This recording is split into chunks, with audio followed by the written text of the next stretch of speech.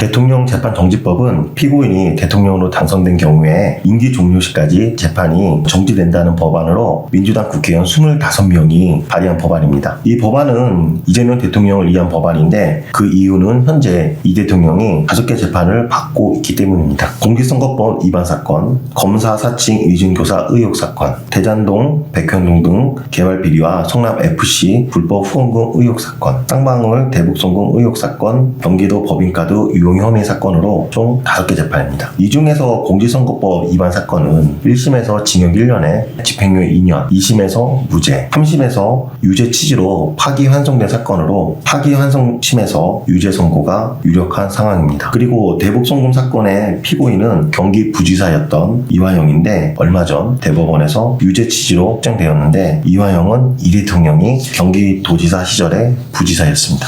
이 점 때문에 이재명 대통령이 재판을 계속 받을 경우 이 또한 유죄 선고가 높습니다. 그래서 민주당이 추진하는 법안이 바로 대통령 재판 중지법입니다. 그런데 법까지 만들려고 하는 이유는 이재명 대통령이 재판을 계속 받아야 되는지 아닌지 현행법 어디에도 명확히 규정되어 있지 않기 때문입니다. 민주당이 발의한 개정안에서도 현행 법령 체계에서는 대통령에 당선되어 재죽증이 된 피고인에 대해 이미 개시된 형사재판이 계속 진행된 경우 재판부가 이를 중지할 법적 근거가 명확히 규정되어 있지 않음라고 되어 있습니다. 그럼 대통령 재판 중지법은 어떤 법률에 규정되어 있을까요? 형사소송법 306조를 살펴볼 필요가 있습니다. 1항은 피고인의 사물의 변별 또는 의사결정을 할 능력이 없는 상태에 있는 때에는 법원은 검사와 변호인의 의견을 들어서 결정으로 그 상태가 계속되는 기간 공판 절차를 정지하여야 한다. 2항은 피고인이 질병으로 인하여 출정할 수 없는 때에는 법원은 검사와 변호인의 의견을 들어서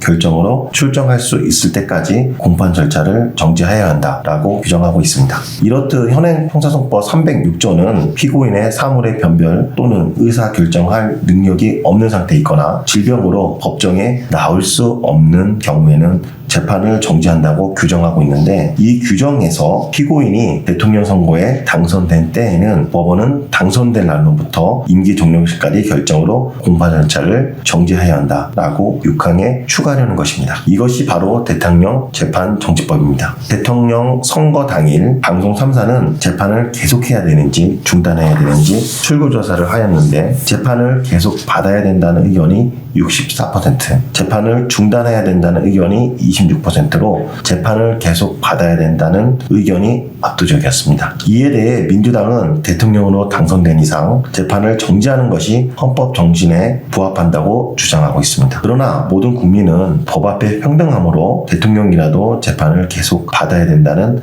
반대 의견도 만만치 않습니다.